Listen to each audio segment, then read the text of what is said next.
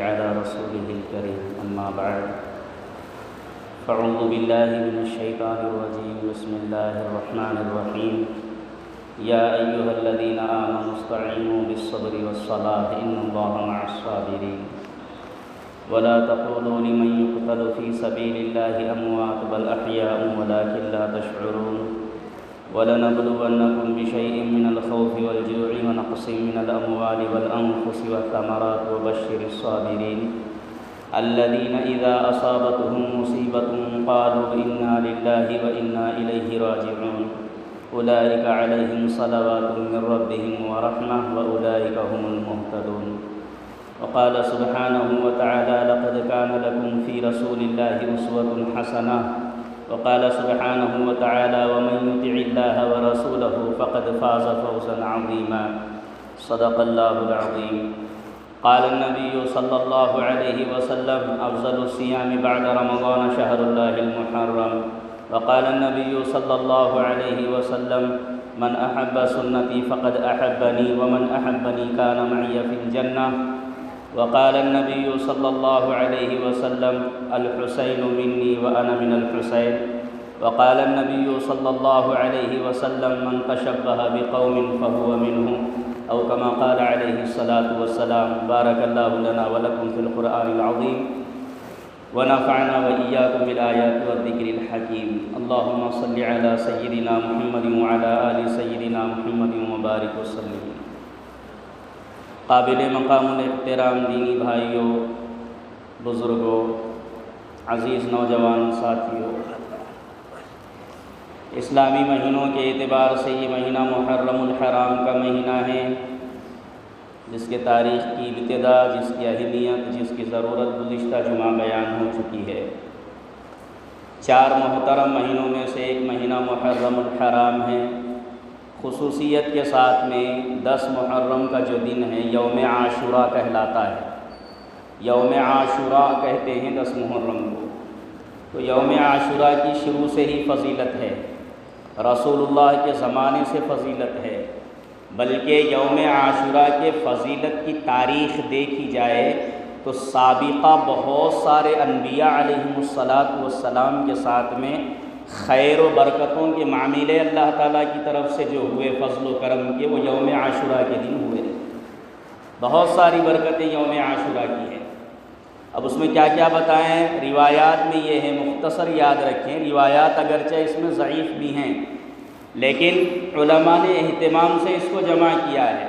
Number 1 آدم علیہ السلام کی ولادت، نمبر 2 آدم علیہ السلام کا جنت میں داخلہ، نمبر 3 آدم علیہ السلام جنت سے نکالے گئے تو پھر انہوں نے توبہ کی تو آدم علیہ السلام کی توبہ قبول ہوئی، وہ 10 محرم کا دن تھا۔ حضرت نوح علیہ السلام کی کشتی پانی میں تیرتے ہوئے جودی پہاڑی پر آ کے پہنچی، لگ گئی پہاڑی کو، کنارے لگی، یہ 10 محرم کا دن تھا۔ حضرت ایوب علیہ السلام کو شفا ہو گئی بیماری سے، وہ 10 محرم کا دن تھا۔ حضرت یونس علیہ السلام مچھلی کے پیٹ سے باہر نکلے، وہ 10 محرم کا دن تھا۔ سیدنا ابراہیم علیہ السلام کو نار نمرود سے نجات ملی، وہ 10 محرم کا دن تھا۔ اور اسی طرح سے حضرت موسیٰ علیہ السلام اور بنی اسرائیل کو اللہ تعالیٰ نے نجات عطا فرمائی، وہ 10 محرم کا دن تھا۔ حضرت عیسیٰ علیہ السلام کو اللہ تعالیٰ یہودیوں کے ہاتھ سے بچاتے ہوئے زندہ آسمانوں پہ اٹھا لیا، وہ 10 محرم کا دن تھا۔ تو 10 محرم کا دن فضیلت والا دن شروع سے چلتا ہوا آ رہا ہے، اور نبی پاک صلی اللہ علیہ وسلم کے زمانے میں آپ دیکھیں گے تو پیارے نبی علیہ السلام کا اور حضرت خدیجۃ الکبریٰ رضی اللہ تعالی عنہ کا جو نکاح ہوا وہ 10 محرم کے دن ہوا۔ نبی کریم صلی اللہ علیہ وسلم 10 محرم کا احترام کرتے تھے، یوم عاشوراء کا روزہ رکھتے تھے، محرم میں روزے رکھتے تھے، یوم عاشوراء کا خصوصاً رکھتے تھے۔ سیدہ عائشہ صدیقہ رضی اللہ تعالی عنہ فرماتی ہیں کہ رمضان المبارک کے روزے فرض ہونے سے پہلے یوم عاشوراء کا روزہ فرض تھا، وہ روزہ آپ رکھا کرتے تھے، صحابہ کرام کو تاکید فرماتے تھے، اس روزہ رکھنے کا حکم دیتے تھے، صحابہ بھی روزہ رکھ لیتے تھے۔ جب رمضان کے روزوں کی فرضیت نازل ہوئی، فرضیت اتری، رمضان کے روزے فرض ہوئے تو پھر عاشورے کے روزے کے بارے میں اللہ کے رسول نے فرمایا جس کو چاہے رکھے جس کو چاہے چھوڑ دے، من شاء فلیصم ومن شاء فلیترک، جس کو چاہے جی میں آیا رکھ لے، جو جی میں آیا چھوڑ دے، مستحب ہے یہ روزہ۔ لیکن اللہ کے رسول صلی اللہ علیہ وسلم نے یوم عاشورہ کے فضائل بیان فرمائے روزے کے، افضل الصیام بعد رمضان شہر اللہ المحرم، لیکن لوگوں سنو، رمضان کے مہینے کے بعد بہترین روزہ، افضل ترین روزہ وہ 10 محرم کا روزہ ہے، یوم عاشورے کا روزہ ہے۔ اور ایک روایت میں پیارے نبی علیہ السلام نے ارشاد فرمایا کہ میں اللہ تعالیٰ کی ذات سے امید رکھتا ہوں کہ یوم عاشورے کا روزہ 1 سال کے گناہوں کا کفارہ ہو،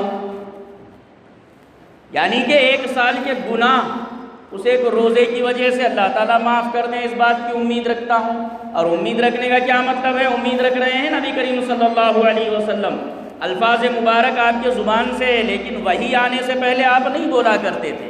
وَمَا يَنطِقُ عَنِ الْهَوَىٰ إِنْ هُوَ إِلَّا وَحْيٌ يُوحَىٰ، تمہارے نبی جو بھی بولتے ہیں وہ اللہ کی وحی ہوتی ہے، اللہ کی طرف سے ہے وہ۔ تو اس ایک دن کے روزے میں اللہ تعالیٰ 1 سال کے روزوں کے برابر ثواب رکھے ہیں۔ اچھا، نبی علیہ السلام پہلے بھی روزہ رکھتے تھے، مدینہ منورہ آئے وہاں بھی روزہ رکھنے لگے۔ یہودیوں کے بارے میں معلوم ہوا کہ یہودی بھی اس دن روزہ رکھتے ہیں۔ بذات خود نبی رحمت صلی اللہ علیہ وسلم نے ان سے پوچھا، یہ ایک روایت ہے۔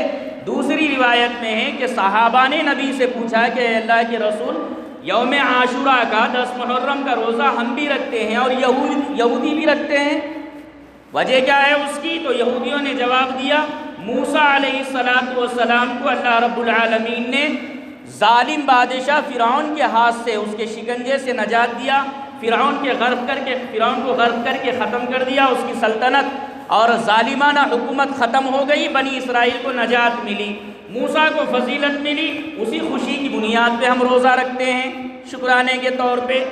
تو رسول اللہ صلی اللہ علیہ وسلم نے فرمایا، موسیٰ علیہ السلام کے دین کے اعتبار سے تو ہم زیادہ قریب ہیں، یہودی تو بس نام رکھ لیے اپنا یہودی، اہل کتاب بس نام کی اہل کتاب ہے، کتاب میں انہوں نے تحریف کر دی ہے، موسیٰ کے راستے پر بھی نہیں ہے۔ میں تو اللہ کا پیغمبر ہوں، پیغمبر آخر الزماں ہوں، بلکہ آپ امام الانبیاء ہیں۔ پیارے نبی نے فرمایا ہم قریب ہیں موسیٰ کے، ہم روزہ برابر رکھیں گے 10 محرم کا۔ حضور نے فرمایا کہ دیکھو 10 کے ساتھ میں 9 کا روزہ ملا لو، یوم التاسع 9 محرم کا روزہ ملا لو، اگر وہ نہیں رکھ سکے تو پھر 11 کا روزہ ملا لو۔ مخالفت کرو یہودیوں کی، برابری مت کرو، روزہ تم بھی رکھے روزہ وہ بھی رکھے 10 محرم کا، برابری ہو گئی ہے۔ تو ایک دن بڑھا لو، چاہے پہلے کا ہو یا بعد کا ملا لو، مخالفت ہو جائے گی۔ اب ذرا سوچے، اللہ کے رسول صلی اللہ علیہ وسلم تو اپنی امت کو یہودیوں کے ساتھ دین میں بلکہ نیک عمل میں بھی مشابہت سے بچا رہے ہیں۔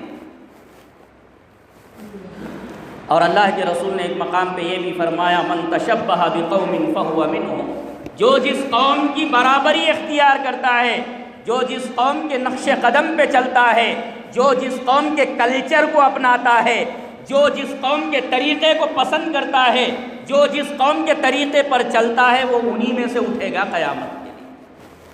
آج ہم کیا کر رہے ہیں؟ مشرکوں کے طریقے پہ، کافروں کے طریقے پہ، بے ایمانوں کے طریقے پہ، یہود و نصارہ کے طریقے پہ ہماری ساری زندگی بس انہی کے طریقوں پہ چل رہی ہے۔ ذرا گریبان میں جھانک کے دیکھیں، اللہ کے رسول وہاں پہ عبادت میں بھی برابری سے بچا رہے ہیں، یہاں تو ہم دنیا داری میں بھی نہیں بچ رہے۔ بولنے میں جملہ بڑا سخت ہے، لیکن حقیقت یہی ہے۔ سر کے بال سے پیر کے ناخن تک جانچے اپنی زندگی کو، اپنے حلیے کو، صبح شام کے ہمارے کارناموں کو، صبح شام کے ہمارے گناہوں کو، صبح شام کے ہمارے رہن سہن، معاملات، معاشرت، اخلاق کو، تو اغیار سے ملتے ہوئے مشرکوں سے بچنا، کافروں سے بچنا، یہودیوں سے بچنا۔ بچنے کا مطلب کیا ہے؟ ان کی برابری نہیں کرنا، ان کی برابری نہیں کرنا کسی بھی کام میں، شرک میں، کفر میں کسی کا ساتھ نہیں دینا، شرک اور کفر میں کسی کا ساتھ نہیں دینا۔ اگر ہم جو چیز بیچ رہے ہوں وہ ان کے شرک اور کفر میں کام آ رہی ہو تو وہ چیز کو ترک کر دینا بہتر ہے۔ تو بہرحال میرے بھائیوں، مشابہت سے بچنا بہت ضروری ہے، برابری سے بچنا بہت ضروری ہے۔ یہودیوں کی، عیسائیوں کی، مشرکوں کی، بے ایمانوں کی، مجوسیوں کی، کافروں کی، نصارہ کی۔ اللہ رب العالمین نے دین اسلام دیا ہے نبی کریم صلی اللہ علیہ وسلم کو، اور یہ دین اسلام پوری دنیا میں سربلند ہونے کے لیے آیا، مغلوب ہونے کے لیے نہیں آیا۔ اسلام دبنے کے لیے نہیں آیا، ڈرنے کے لیے نہیں آیا، ختم ہونے کے لیے، مرنے کے لیے نہیں آیا۔ عجیب بات یہ ہے کہ اسلام کی حقانیت، اسلام کی حیات، اسلام کی زندگی اتنی نرالی ہے۔ اللہ اکبر! اسلام ایک زندہ مذہب ہے، اس کو ڈولے کی اور ڈولے کو ہاتھ لگانے والے سہاروں کی ضرورت نہیں ہے۔ جتنے ادیان دیکھیں گے آپ، ان کو ڈولے کی ضرورت پڑتی ہے، ڈولے کو اٹھا کے چلنے والے، سہارا دینے والوں کی ضرورت پڑتی ہے۔ اسلام ایک وہ زندہ مذہب ہے، نبی رحمت صلی اللہ علیہ وسلم پہ اللہ نے اس کو مکمل کیا، بغیر کسی سہارے کے ہی، بغیر کسی وسیلے کے ہی، بغیر کسی ذریعے کے ہی اللہ تبارک و تعالیٰ اسلام ایسے پہنچا رہا ہے کہ عیسائی بھی اسلام کے نرجے میں آ رہے ہیں، اور دوسرے سارے اقوام کے لوگ بھی جب اسلام کو صحیح معنی میں پڑھتے ہیں، سمجھتے ہیں، مسلمان کو دیکھ کے دور ہو جاتے ہیں۔ یہ الگ بات ہے، ہمارے کردار خراب ہو گئے، ہمارے اخلاق خراب ہو گئے، ہمارے معاملات اور معاشرتیں خراب ہو گئی، لہٰذا ہم کو دیکھ کے تو دور بھاگتے ہیں، لیکن اسلام کی جب حقانیت کو وہ بغور مطالعہ کریں گے، قریب سے دیکھیں گے، تو برابر وہ اسلام کو قبول کریں گے۔ اسلام کی حقانیت ہے یہ۔ تو بہرحال اللہ کے رسول نے مخالفت کرنے کو فرمایا۔ حضور نے یہ بھی فرمایا کہ آئندہ سال ہم رہے تو انشاءاللہ ایک روزہ ملائیں گے 10 کے ساتھ میں، لیکن اللہ کی مرضی تھی، وہی سال آپ کا آخری تھا، پھر آخری آئندہ سال تک تو آپ باحیات نہیں تھے، وصال ہو گیا، وصال مبارک، پردہ فرما گئے، لیکن امت کے واسطے تاکید چھوڑ گئے کہ برابری، ان کی برابری کرو، ان کی برابری نہ کرو، مخالفت کرو۔ اچھا، وہ مخالفت اب باقی نہیں رہی، کیونکہ اب کے یہودی روزہ رکھنا اتنی پابندی سے رکھنا، جب کے یہودی رکھتے تھے ضد میں رکھتے تھے، کیا تھے واللہ عالم۔ اب کے یہودی بس خالی فساد بچانے میں لگے ہوئے ہیں، پوری دنیا کو سینٹنے میں لگے ہوئے ہیں، پوری دنیا کو ہاتھ میں لینے میں لگے ہوئے ہیں۔ تو سارے چکر انہی لوگوں کے ہیں کہ انسانیت کو جو ہے اپنے گرفت میں لینا ہے، بےہودہ کاموں میں فساد مچانے میں لگے ہوئے۔ اب تو وہ روزہ رکھتے نہیں رکھتے اس کا کوئی ثبوت ہی نہیں ہے۔ اب اگر کوئی 10 محرم کا ایک روزہ رکھ لیا تو بھی ان کی برابری نہیں سمجھی جائے گی، ان کی برابری نہیں سمجھی جائے گی، چونکہ اب وہ پابند نہیں ہے اس کے۔ تو بہرحال اللہ کے رسول نے بچایا ہے، روزے میں برابری کرنے سے ہر چیز میں بچنا چاہیے ہم۔ آج کیا ہو رہا ہے؟ ایک طرف شہادت ہے، شہادت حسین، تو شہادت کے بارے میں بتایا، حضرت حسین رضی اللہ تعالیٰ عنہ اور اہل بیت کی جو شہادت ہے وہ نرالی شہادت ہے۔ اسلام کی سربلندی کے لیے، دین کی حفاظت کے لیے حضرت حسین نے چھوٹے چھوٹے بچے کو بھی قربان کر دیا، شہید کروا دیا، لیکن اسلام زندہ ہوا اس شہادت کے بعد۔ اہل بیت کے ساتھ میں جو ظلم ہوا میدان کربلا میں، وہ انوکھی شہادت تھی، اس کا انکار نہیں ہے، اس کا صدمہ، اس کا غم اپنی جگہ دل میں ہوتا ہے، اس کی تکلیف ہوتی ہے، لیکن ایک بات یہ ہے کہ اللہ کے رسول شہادت کو پسند فرماتے تھے۔ نانا جو چیز پسند فرماتے تھے، نواسے کو اگر وہ مل گئی، بیچ میں غم کرنے والا تیسرا کون ہوتا؟ سمجھنے کی بات ہے، جو چیز اللہ کے رسول پسند کرتے تھے شہادت کو، وہ شہادت حضرت حسین کو ملی۔ تیسرا سینے پیٹنے والا، گال پیٹنے والا، بال کھینچنے والا، گریبان پھاڑنے والا، ہائے حسین کے نعرے لگانے والا، یہ ہوتا کون ہے تیسرا؟ اللہ کے رسول نے فرمایا، بخاری شریف میں روایت ہے، لَوُدِدْتُ أَنْ أُقْتَلَ فِي سَبِيلِ اللَّهِ ثُمَّ أُحْيَا ثُمَّ أُقْتَلْ ثُمَّ أُحْيَا ثُمَّ أُقْتَلْ ثُمَّ أُحْيَا ثُمَّ أُقْتَلْ۔ مجھے یہ چیز پسند ہے، میں اس چیز کو پسند کرتا ہوں۔ کون فرما رہے ہیں؟ دونوں جہاں کے سردار حسین کے نانا فرما رہے ہیں، مجھے یہ چیز پسند ہے کہ میں اللہ کے راستے میں شہید کر دیا جاؤں، پھر زندہ کیا جاؤں، پھر شہید کیا جاؤں، پھر زندہ کیا جاؤں، پھر شہید کیا جاؤں، بار بار شہید ہو جاؤں، یہ مجھے پسند ہے۔ تو اس نانا کی پسند پہ نواسا شہید ہو جائے، یہ تو خوشی کی بات ہے۔ شہید دنیا میں شہید دکھتا ہے لیکن جنت میں عیش و آرام کی زندگی گزارتا ہے۔ وقت نہیں ہے تفصیلات میں سناؤں شہید کا مقام کیا ہے، مرتبہ کیا ہے۔ تو شہید ہے، بہت بڑا مقام ملا ہے، اس پہ ماتم کیسا؟ بیوی مر گئی، شوہر اگر غم کرنا چاہے تو 3 دن تک کر سکتا ہے، وہ بھی مرد عورتوں کی طرح روئے گا نہیں، اس کو عورتوں کی طرح رونے کی اجازت نہیں ہے، واویلا مچانے کی اجازت نہیں ہے۔ شوہر کا انتقال ہو گیا تو بیوی اپنی عدت 4 مہینے 10 دن تک ماتم کر سکتی ہے، غم میں رہ سکتی ہے۔ اس کے بعد کوئی ماتم بیوی کے واسطے نہیں، کوئی ماتم شوہر کے واسطے نہیں۔ اگر کوئی شوہر بیوی مرنے کے بعد اسی دن یا دوسرے دن دوسرا نکاح کرنا چاہے تو اجازت ہے اس کو، شریعت نہیں روکتی اسے۔ باپ مر گیا تو بیٹا، والدہ مر گئی تو بیٹی، بیٹے مر گئے تو ماں باپ کے لیے 3 دن اجازت ہے غم کرنے کی، اس کے بعد نہیں۔ تو شریعت محمدی ہے صاحب۔ برسا برس گزر گئے میدان کربلا کے، ابھی بھی وہی ماتم لے کے چل رہے ہیں، تو اسلام کو صحیح سمجھا رہے ہیں یا اسلام کو بگاڑ رہے ہیں؟ بہرحال ایسے لوگوں کے نقش قدم سے پہ چلنے سے مسلمانوں کو بچنا چاہیے۔ ہمارا کام ہے نبی کی اطاعت کریں، نبی کے سنتوں کو زندہ کریں، اس کا اہتمام کرنا ہمارے لیے ضروری ہے۔ اب اس کے لیے کیا کرنا ہے؟ بدعات سے بچیں، بدعات سے بچنا چاہیے۔ بدعات کیا کیا نہیں ہے جو ان کی طرف سے ایجاد کردہ؟ پنجے بٹھانا، علم بٹھانا، تعزیے بٹھانا، اس پہ جو ہے چڑھاوے چڑھانا، پھول چڑھانا، یہ ساری کی ساری چیزیں۔ بیٹھ جاؤ، ہو گیا تو ہو گیا، بیٹھیے، اہم باتیں سننا پڑا تھا 10 منٹ، بیٹھ۔ تو جو چڑھاوے کی چیزیں ہیں یہ چڑھانا، فاتحہ کا کرنا، اس دن ماتم کی جو ہے مجلسیں، اور کتنے لوگ ایسے ہیں گاؤں کو چلے جاتے، محرم دیکھیں گے، محرم دیکھیں گے، بالکل جائز نہیں ہے۔ یاد رکھنے کی بات یہ ہے، اللہ کے رسول نے فرمایا من تشبہ بقوم فہو منہم، یہودیوں کی طرف سے ہی ایک ٹولہ تھا وہ اسلام کو بدنام کرنے کے لیے جو ماتم رچا کرتا تھا، تو ویسے ہی نقش قدم پہ چلتے ہوئے لوگ کر رہے ہیں تو اس کو دیکھنے کی کیا ضرورت ہے؟ کہیں خدا نخواستہ ہم بھی اسی میں شامل ہو گئے تو؟ نہیں کرنے کے کام بہت سارے ہیں میرے بھائیوں، اس کی تفصیل میں جانا بیکار ہے، اس کی تفصیل میں جانا بیکار ہے، اور وہ بتا بھی نہیں سکتے۔ اس کا رد قرآن و حدیث کی روشنی میں کرنے بیٹھے تو لمبی گفتگو ہو جائے گی۔ مختصر یہ کہ کرنے کے کام اگر ہم کو یاد رہ گئے تو ہم دین محمدی کو، حسین کے نانا کے دین کو زندہ کرنے والے بنیں گے۔ حضرت حسین کے اسوے میں بھی بتاؤں گا، نبی کی شریعت میں بھی کام بتاؤں گا، بس یہ کام کر لیں۔ نمبر 1، پورے کربلا کے میدان میں 2 کام حضرت حسین کرتے رہے۔ نمبر 1، صبر کیا انہوں نے، اللہ کی ذات پہ بھروسہ رکھا۔ نمبر 2، نماز کی پابندی کرتے رہے۔ ہمارا کام یہ ہے کہ حالات کیسے بھی آئیں صبر کریں۔ نمبر 2، نماز کی پابندی کریں۔ اللہ کے رسول نے 10 محرم کے بارے میں جو باتیں بتائی اس میں سے 2-3 باتیں یاد رکھیں۔ نمبر 1، حضور نے روزے کے بارے میں فرمایا روزہ رکھ لینا چاہیے۔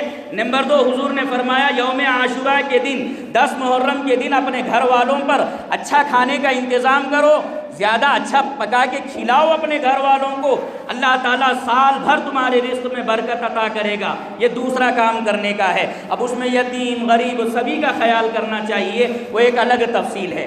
نمبر 3، تیسرا کام کرنے کا یہ ہے، اللہ کے رسول نے فرمایا پچھلے قوم کی ایک توبہ کو اللہ نے 10 محرم کو قبول کیا، آدم کی توبہ کو قبول کیا، اللہ کی ذات سے امید ہے کہ اللہ تمہاری بھی توبہ کو قبول کرے گا۔ تو 10 محرم کے دن، 10 محرم کیا پوری زندگی میں نماز کی پابندی رہے، صبر کا اہتمام رہے، 10 محرم کے دن روزہ رکھیں، اور 10 محرم کے دن اپنے اہل پر زیادہ خرچ کریں، اور 10 محرم کے دن اپنے گناہوں پر سچی توبہ کریں۔ بس اتنی ہی گفتگو ہے، پورے گفتگو کا یہ خلاصہ ہے۔ اللہ تعالیٰ مجھے آپ کو دین محمدی پر مر مٹنے کے جذبے عطا فرمائیں۔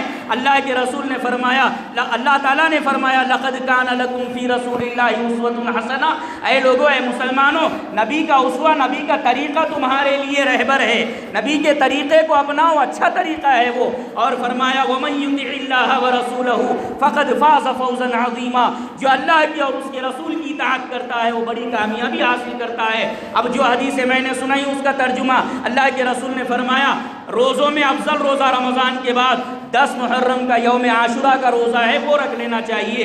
دوسری حدیث حضور نے فرمایا محبت ظاہر کرتے ہوئے الحسین منی وانا من الحسین، حسین مجھ سے ہے میں حسین سے ہوں، جو حسین سے محبت کرے گا مجھ سے محبت ہونے کی وجہ سے کرے گا، جو حسین سے بغض رکھے گا مجھ سے بغض ہونے کی وجہ سے رکھے گا۔ اہل بیت کی محبت ہمارے سینے میں ہو، صحابہ کی محبت ہمارے سینے میں ہو، نبی کے ایک ایک دوست، ایک ایک یار، ایک ایک صحابی کی محبت ہمارے دل میں ہو، نبی کے گھرانوں کی محبت ہمارے دل میں ہو، جبھی جا کے یہ ایمان کی کڑی مکمل ہو سکتی ہے۔ اللہ کے رسول صلی اللہ علیہ وسلم نے فرمایا جو میری سنت سے محبت کرتا ہے گویا وہ مجھ سے محبت کرتا ہے، جو مجھ سے دنیا میں محبت کرے گا وہ آخرت میں جنت میں میرے ساتھ میں رہے گا۔ وآخر دعوانا الحمدللہ رب العالمین۔ خطبہ ہوگا اس کے بعد جماعت ہے۔